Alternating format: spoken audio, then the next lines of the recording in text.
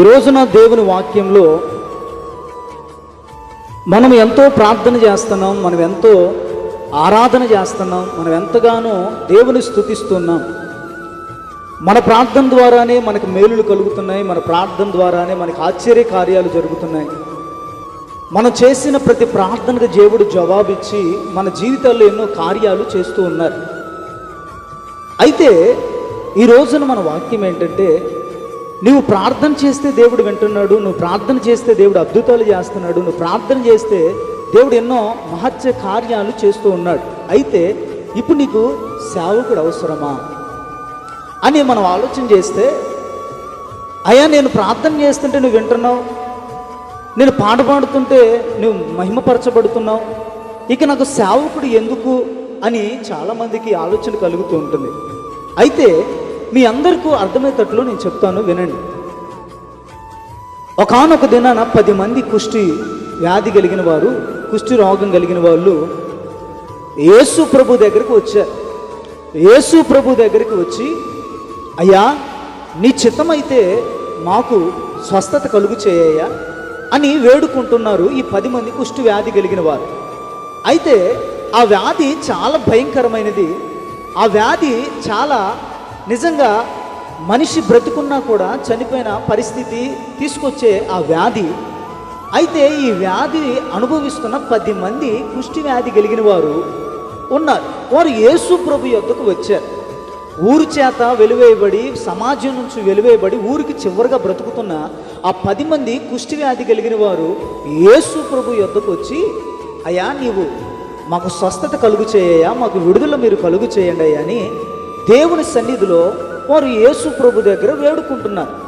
యేసు ప్రభు దగ్గర వేడుకోవడమే కాదు కానీ అక్కడ మాట్లాడుతున్న మాట ఏంటంటే, నీ చిత్తమైతే మాకు స్వస్థత కలుగు చేయని వేడుకున్నారు. ఈ రోజున మనం కూడా ఈ కుష్టి వ్యాధి కలిగిన వారిలాగా మనం కూడా నడుచుకుంటూ ఉన్నాం. యేసు ప్రభు దగ్గరకు వచ్చి మనం మేలులు పొందాలని, యేసు ప్రభు దగ్గరకు వచ్చి స్వస్థత పొందాలని ఆయన సన్నిధికి వచ్చి మనం వేడుకుంటున్నాం.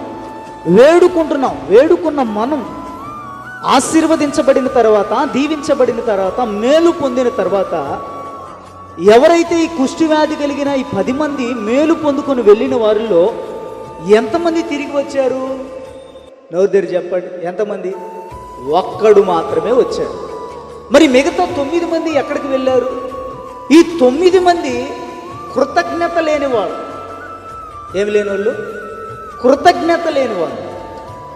ఒక్కడు మాత్రం కృతజ్ఞత కలిగి దేవుని యొద్దకు అనగా ఆయన సన్నిధి యొద్దకు రాగలిగాడు. ఈ రోజున ఈ 9 మంది స్వభావం కలిగి ఇక్కడ మనం అందరం కూర్చున్నాం. మేలు పొందుకున్నాం, ఆశ్చర్య కార్యాలు పొందుకున్నాం, ఆశీర్వాదాలు పొందుకున్నాం, బిడ్డలను దేవుడు ఆశీర్వదించాడు. ఇక మాకు సేవకుడు ఎందుకు అని చాలామంది ఆలోచన చేస్తున్నారు.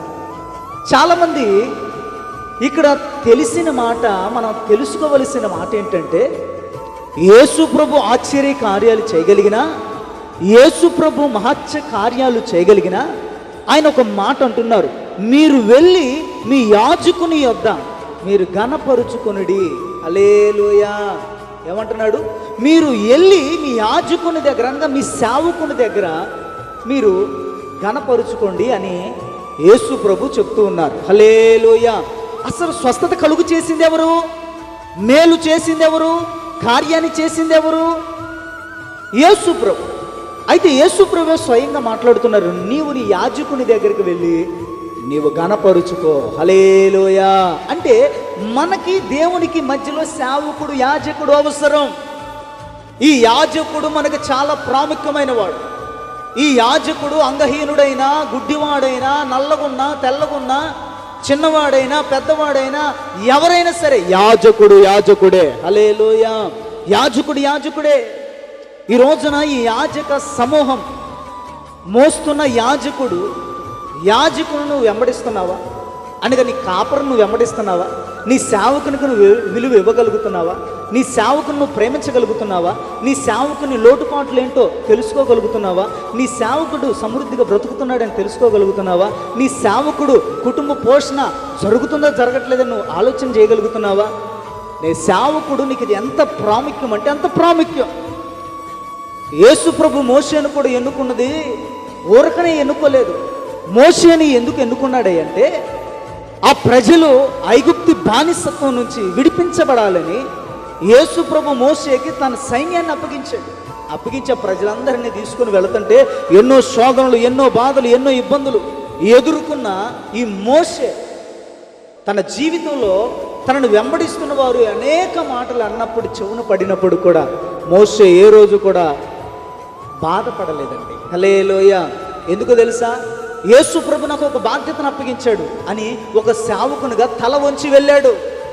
ఎర్ర సముద్రం ఎదురొచ్చినప్పుడు కూడా ప్రజలు అంటున్నారు, ఇక్కడి వరకు బాగానే తెచ్చాడు, ఇక్కడి నుంచి ఎట్లా తీసుకెళ్ళగలడో చూద్దాం అని చాలామంది ఆలోచన కలిగి ఉన్న పరిస్థితుల్లో మోషే యేసు ప్రభుని అడుగుతున్నాడు, అయ్యా ఎర్ర సముద్రం ఎదురొచ్చిందయ్యా, ఏంటి పరిస్థితి ఏంటి అయ్యా అంటే యేసు ప్రభు అంటున్నాడు, మోషే నీ చేతిలో నేను ఆయుధాన్ని పెట్టాను మోషే, నువ్వు కలవరపడవలసిన అవసరం లేదు, నువ్వు బాధపడవలసిన అవసరం లేదు మోషే, నీ చేతులు ఆయుధాన్ని పెట్టి నా కర్రను తీసి ఆ నేళ్ల మీద నువ్వు కొట్టమన్నప్పుడు నిజంగానే ఆ చాపగానే నిజంగా అది 2 పాయలుగా సముద్రం మార్చబడింది. హల్లెలూయా. అయితే ఆనందంగా సముద్రాన్ని దాటిన తర్వాత ఆ ప్రజలు అంటున్నారు, మోషే మేము పరిశుద్ధులం, మోషే నువ్వే పరిశుద్ధులు అనుకుంటున్నావా? మేము కూడా పరిశుద్ధులమే అని మోషేకు అహరోనుకి వ్యతిరేకంగా 250 మంది నిలబడ్డారట. హల్లెలూయా. ఎంతమంది?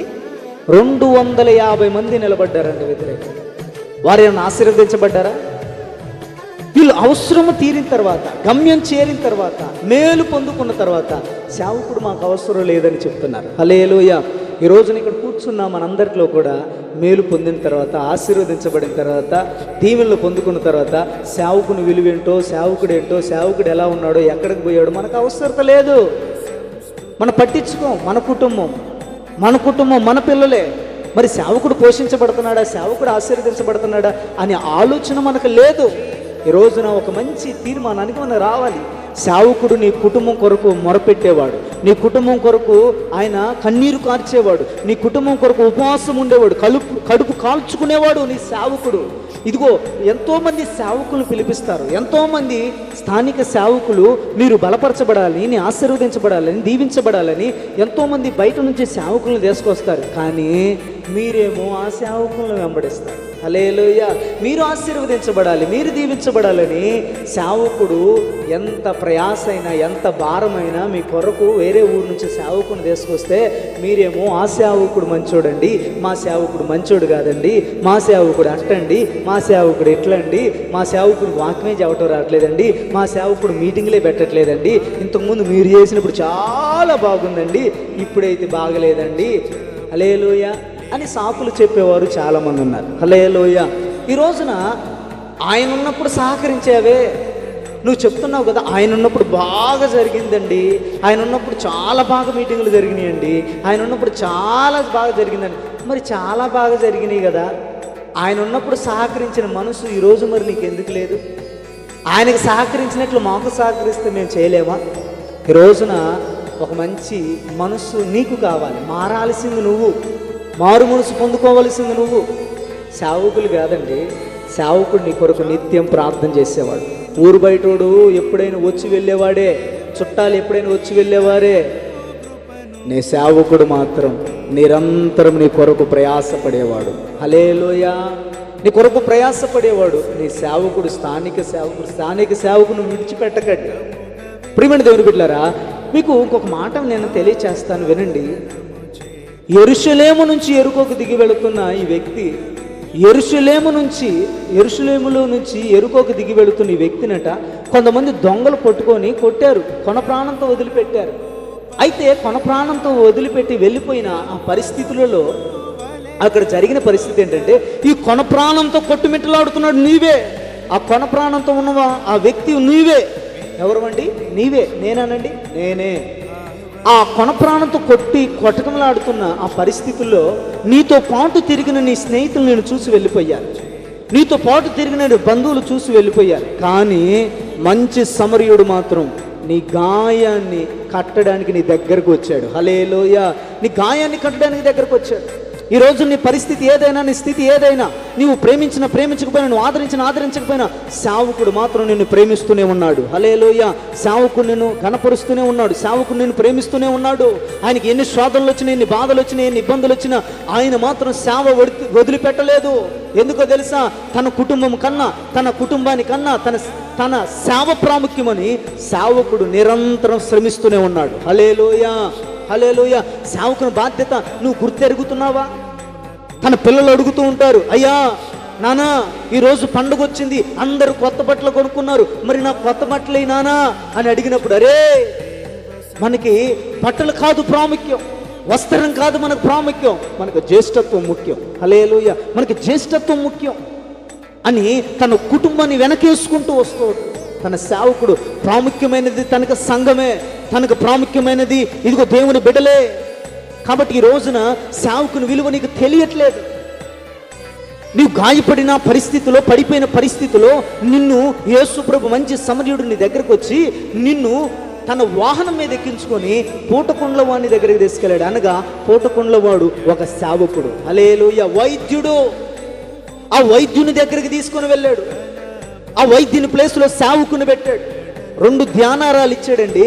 మాకు మిమ్మల్ని బాగు చేయడానికి 2 ధ్యానారాలు ఇచ్చాడు. ఈ 2 ధ్యానారాలు ఇచ్చి మిమ్మల్ని బాగు చేయమని దేవుడు మాకు అప్పగించాడు. ఈ 2 ధ్యానారాలు కూడా ఏంటో తెలుసా? క్రొత్త నిబంధన, పాత నిబంధన. ఈ 2 ధ్యానారాలు మనకిచ్చి మీ గాయాల్ని కట్టమని ఒక బాధ్యతను అప్పగించాడు సేవకునికి. హల్లెలూయా. నిన్ను అప్పగించాడు సేవకునికి. ఈ రోజున సేవకుని విలువ లేకుండా తిరుగుతున్నావు నువ్వు. ఈ రోజున సేవకుని బాధ్యత లేకుండా తిరుగుతున్నావు నువ్వు. సంఘంలో నీకు పెత్తనం అయిపోతే అలుగుతావు, సంఘంలో నీకు కూర ఎక్కువైపోతే అలుగుతావు. నువ్వు మళ్ళీ క్రైస్తవురాలువే, నువ్వు విశ్వాసవే. మళ్ళీ చాలామంది అంటారు, అయ్యా నువ్వు మీటింగ్లు పెట్టి నీ వెనక మేము ఉంటాం అంటారు. నిజమే, వాళ్ళు వెనకే ఉంటారు, ముందుకు వచ్చి ఏ పని చేయరు. కానీ మంచి సమరయుడు వాహనం మీద ఎక్కించుకొని సేవకుని దగ్గర అప్పగించి వెళ్ళాడు. సేవకునికి చెప్తున్నాడు, అయ్యా నీకు 2 ధ్యానారాలు ఇచ్చాను, ఈ 2 ధ్యానారాలతో నీవు నా ప్రజల గాయాల్ని కట్టని సేవకునికి బాధ్యత అప్పగించి వెళ్ళాడండి. ఈ రోజున నీవు సేవకుడు వాక్యం చెప్తున్నప్పుడు ఆ ధ్యానారాలు 2 ధ్యానారాలు వాక్యంలో నుంచి మాట్లాడుతున్నప్పుడు లోపడగలుగుతున్నావా? సరి చేయగలుగుతున్నావా? సరి చేసుకోగలుగుతున్నావా? ఈరోజు నన్ను చూసే వాక్యం చెప్పాడు, నన్ను చూసే అయ్యగారు వాక్యం చెప్పాడని నువ్వు అనుకుంటున్నావు. కానీ నా గురించే నేను మారటం కొరకే నా దేవుడు నాతో మాట్లాడాడని ఏ రోజైనా నువ్వు ఆలోచన చేయగలిగావా? ఈరోజు ఒక మంచి తీర్మానానికి మనం రావాలి. మనం తీర్మానానికి రాగలిగితే దేవుడు ఖచ్చితంగా మనల్ని ఆశీర్వదించే దేవుడై ఉన్నాడు, బలపరిచే దేవుడై ఉన్నాడు, మన స్థితులు మార్చగలిగిన వాడై ఉన్నాడు. హల్లెలూయా. మన స్థితి మారాలి అనంటే మొట్టమొదటిగా మన సేవకుని మనం గణపరిచే స్థితిలో మనం ఉండాలి. హల్లెలూయా, హల్లెలూయా.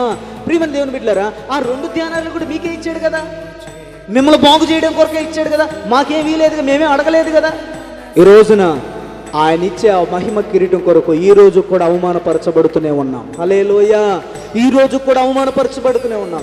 ఈ రోజు కూడా సూటుపొట్టి మాటలు మా మైండ్లో, మా చెవుని పడుతున్నప్పుడు కూడా సిగ్గులేని వాళ్ళగా మీ ఇళ్ళకి ఎందుకు వస్తున్నామో తెలుసా? దేవుడు మాకు ఆ రోజున ఇవ్వబోతున్న ఆ మహిమ కిరీటం కొరకు అవమానపరచబడుతూనే ఉన్నాం. హల్లెలూయా. నువ్వు ప్రేమించకపోయినా, నువ్వు ఆదరించకపోయినా మేము ఈ రోజు కూడా సేవ చేస్తున్నాం. సేవకులందరూ సేవ చేస్తున్నారంటే ఏదో మీరిచ్చే కానుకలు, మీరిచ్చే 10 రూపాయలు బట్టి మేము పోషించబడడం కాదండి. మమ్మల్ని పిలిచిన వాడు నమ్మదగిన వాడు. ఆ మహిమ కిరీటం కొరకు ఈ రోజు వరకు కూడా మేము దేవుని దగ్గర సాగిలు పడుతూనే ఉన్నాం. హల్లెలూయా. ఈరోజు నువ్వు మంచి తీర్మానం చేసుకోవాలి. మోషే తన ప్రజలందరినీ కూడా నడిపించినప్పుడు, సముద్రాన్ని దాటించినప్పుడు వారు అవసరం తీరిపోయిన తర్వాత వాళ్ళు అంటున్నారు, మోషే నీతో మాకు అవసరత లేదయ్యా, మీతో మాకు అవసరత లేదయ్యా, నువ్వే పరిశుద్ధుడు అనుకుంటున్నావా, నీవే నీతిమంతుడు అనుకుంటున్నావా, ఇంకా మాకు అవసరత లేదయ్యా అని మోషేని అంటున్నారు. 250 మంది. ఎంతమంది? 250 మంది. కొంతమందికి ప్రార్థన చేయడం వస్తే పాస్టర్ గారిని అసలు పట్టించుకోరు. కొంతమందికి పాట కరెక్ట్గా పాడగలిగితే పాస్టర్ గారే అవసరం లేదు. మీరు కాదులేండి. హల్లెలూయా. అవునంటారు కదా. కొంతమంది అయ్యగారికే వాక్యం చెబుతారు. అయ్యగారు ఫలానా వాక్యం అట్లా లేదా, అయ్యగారు ఫలానా వాక్యాలు ఇలా ఉందిగా, అలా ఉందిగా అని చెప్పి ఆమె మారదు ఫస్ట్. హల్లెలూయా. ఆమె అసలు సరి చేసుకోదు. వాక్యం ఉందని తెలుసు, దేవుని భయం ఏంటో తెలుసు, దేవుని శక్తి ఏంటో తెలుసు, దేవుని ప్రేమ ఏంటో తెలుసు, కానీ మన జీవితంలో మార్పు రావట్లా. హల్లెలూయా. ఈ రోజున ఒక మంచి తీర్మానానికి రండి. ప్రియమైన దేవుని బిడ్డలారా, ఈ దేవుని వాక్యం అంటుంది, సంఖ్యాకాండం 16వ అధ్యాయం 3 వాక్యాలు, మీరే నీతిమంతులు అనుకుంటున్నారా, మీరే పరిశుద్ధులు అనుకుంటున్నారా మోషే, మేము కూడా పరిశుద్ధులమే అని అవసరము తీరిన తర్వాత మోషేకి అహరోనుకి వ్యతిరేకంగా నిలబడ్డారు. అలాంటి స్వభావం కలిగి నువ్వు ఉన్నావేమో, సావుకుని వ్యతిరేకంగా, సంఘానికి వ్యతిరేకంగా, నా పెత్తనమే సాగాలి, నా మాట వినాలి అని నువ్వు అనుకుంటున్నావేమో. జాగ్రత్త, ఎవరితోనైనా పెట్టుకో, కానీ సావుకునితో పెట్టుకోకండి. సావుకుని ముడితే నా కనుగుడ్డును ముట్టినట్లని దేవుని వాక్యం సెలవిస్తుంది. పరలోక రాజ్యం మాది అపోస్తుల బాధ, మేము భాషలు మాట్లాడతాం, మేము ఇదిగో అన్య భాషలు మాట్లాడతాం అన్నోళ్ళు చాలామంది, మేము అపోస్తుల బోధ, మేము మాత్రమే పరలోకం వెళతాం అని సంకలు కొట్టుకున్నాడు ఎవడు వాడు అని అంటాడు. నేను అందరి కొరకు వచ్చాను, హల్లెలూయా, అన్ని మందిరాల కొరకు, అన్ని డినామినేషన్ల కొరకు వచ్చాను. నేను ఆర్సిఎం కోసం వచ్చాను, సిఎస్ఐ కోసం వచ్చాను, పెంతెకోస్తు కోసం వచ్చాను, తర్వాత సెవెంత్ డే కోసం వచ్చాను, అన్ని సంఘాల కొరకు వచ్చాను. నేను మీ ఒక్కరి కొరకే నేను రాలేదు. హల్లెలూయా. ప్రయాసపడి భారం మోసుకుని సమస్త జనులారా మీరు నా యొద్దకు రండి అని దేవుని వాక్యం సెలవిచ్చింది. యొద్దకు రండి అందరిని పిలుస్తున్నాడు. కొంతమందిని పిలిచాడా? హోసన్న మందిరాన్ని పిలిచాడా? లేదా సెవెంత్ డే చర్చిని పిలిచాడా? చెప్పండి. అన్ని మందిరాలను పిలిచాడు దేవుడు. హల్లెలూయా. ప్రసంగం కంటే ప్రాముఖ్యమైనది ప్రవర్తన. ప్రసంగం చెప్పటం గొప్ప విషయం కాదు, కానీ ప్రవర్తన చాలా గొప్ప విషయం. హల్లెలూయా. కాబట్టి ఆ రీతిగా మనం ఉండాలని ప్రభుపేట నేను తెలియచేస్తూ ఉన్నాను. కాబట్టి ఈ రీతిగా మనం దేవుని సన్నిధిలో మనం చేయగలిగితే, సేవకుని ప్రేమించగలిగితే, ఖచ్చితంగా నిత్యము సియోనులో నుంచి నా దేవుడు మిమ్మల్ని ఆశీర్వదించునుగాక. హల్లెలూయా. ప్రభు మిమ్మల్ని దీవించునుగాక. మనం ఎవరిని ప్రేమించాలి? సేవకుని ప్రేమించాలి. మనం ఎవరిని హక్కును చేర్చుకోవాలి? సేవకుని చేర్చుకోవాలి. కాబట్టి ఆ రీతిగా మనం ఉండగలిగితే దేవుడు మనల్ని ఆశీర్వదించి ఫలింపచేసి నిత్య సియోనులో మనలందరిని దేవుడు చూచునుగాక. హల్లెలూయా. మాత్రించండి, ప్రార్థన చేద్దాం. ప్రేమ స్వరూపి మీకు వందనాలు. జీవము కలిగిన దేవ, ఆశ్చర్యకరుడా మీకు వందనాలు. అయా, కూడి ఉన్న చేరి ఉన్న ప్రతి బిడ్డను మీరు ఆశీర్వదించండి, దీవించి బలపరచండి. నిజమైన ఆయన సేవకులుగా అయా మీరు ఏర్పరిచారు చాలామంది. వారిని మేము ప్రేమించి, మేము ఆదరించి, అయా వారి అవసరతలు మేము తెలుసుకొని, సేవకుని విలువ మేము తెలుసుకొని, వారికి సాగిలపడి వారి కొరకు నాయన మేము ప్రార్థన చేసే కృపను దయచి ఆశీర్వదించి దీవించి బలపరచమని యేసు నామములో అడిగి ప్రార్థించి వేడుకుంటున్నాము తండ్రి. ఆమేన్. అందరికీ వందనాలు. Praise the lord.